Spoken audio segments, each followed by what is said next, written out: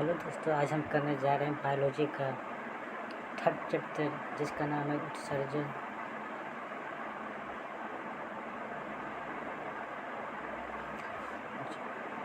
उत्सर्जन तंत्र क्या है? बायोलॉजी का थर्ड चैप्टर उत्सर्जन तंत्र क्या है? शरीर द्वारा उपचायी क्रियाओं के उपरांत अपशिष्ट पदार्थों को बाहर निकालना उत्सर्जन कहलाता है।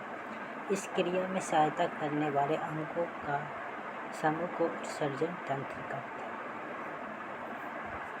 उत्सर्जन अंग जो है फेफड़ा हो गया, जो कार्बन डाइऑक्साइड का निकासित करता है।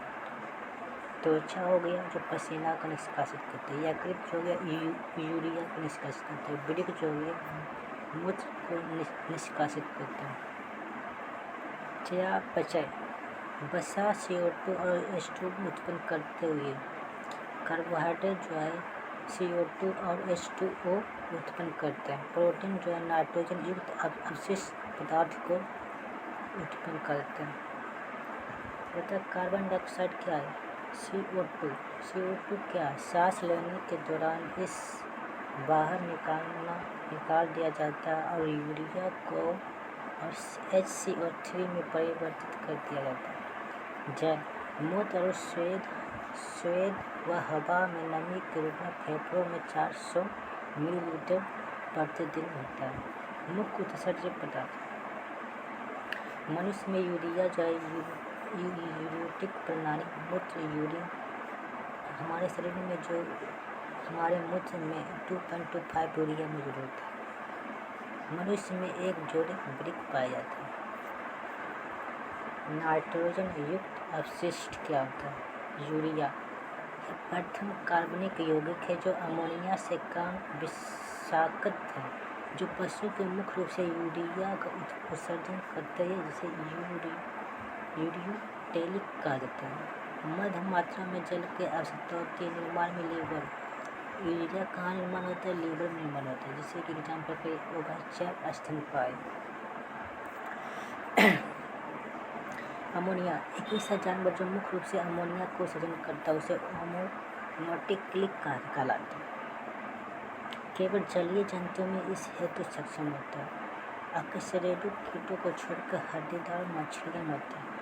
यूरिक अम्ल क्या होता है? यूरिक अम्ल का फॉर्मूला होता है C5H4N4O3। वे जानवर जो मुख्य रूप से यूरिक एसिड को उत्सर्जन करता है, उसे यूरिकोटेलिक कहलाता है।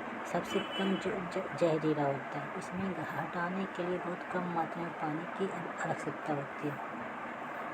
अमीनो एसिड क्या? अमीनो एसिड एक अमीनोटेलिक प्रणाली है जो मोलस्का संघ के प्रणाली में पाया जाता है। मानव उत्सर्जन तंत्र क्या? मानव उत्सर्जन तंत्र मनुष्यों में उत्सर्जन तंत्र में होता है। एक जोड़ी वृक्क, एक जोड़ी मूत्रवाहिनियाँ, एक मूत्राशय, एक मूत्रमार्ग होना चाहिए। वृक्क क्या?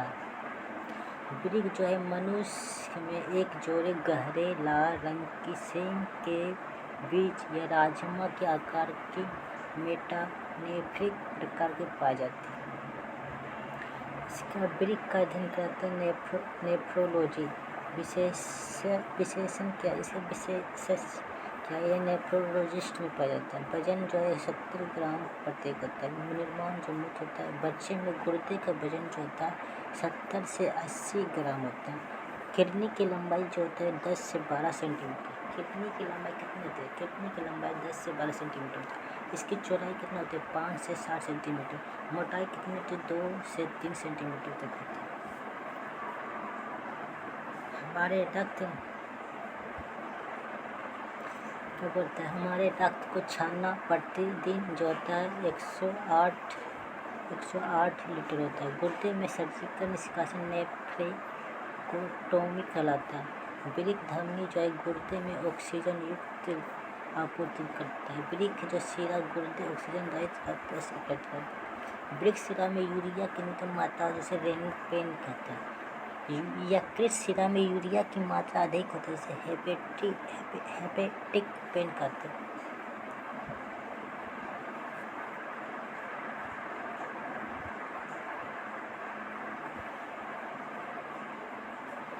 प्रत्येक गुर्दे में लगभग 10 लाख जटिल ट्यूबुलर संरचनाएं होती हैं जिन्हें नेफ्रॉन कहा जाता है, जो क्रियात्मक इकाई होती है। प्रत्येक किडनी में 10 से 12 पिरामिड पाए जाते हैं। किडनी के चारों ओर पेरिटोनियम झिल्ली के आवरण होता है। नेफ्रॉन की संरचना एवं इसकी कार्यविधि पढ़ेंगे।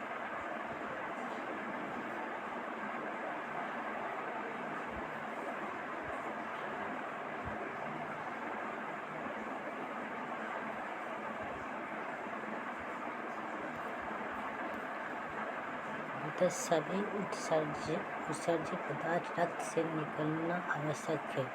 आवश्यक पोषक तत्वों को रक्त में बनाए रखना। अट्राफी के रक्त के बनाने की प्रक्रिया ग्लोमेरुलस में होती है। इसे यूएफ या प्राणिस्पंदन कहते हैं। पुनः अवशोषण। मनुष्य में किडनी जो है प्रतिदिन 1 से लेकर 1.5 लीटर मूत्र बाहर निकलता है। सबसे ज़्यादा अवशोषण समीपस्थ कुंडली नलिका में होता है। हैंडले के रूप और दूरस्थ कुंडलिका में होता है।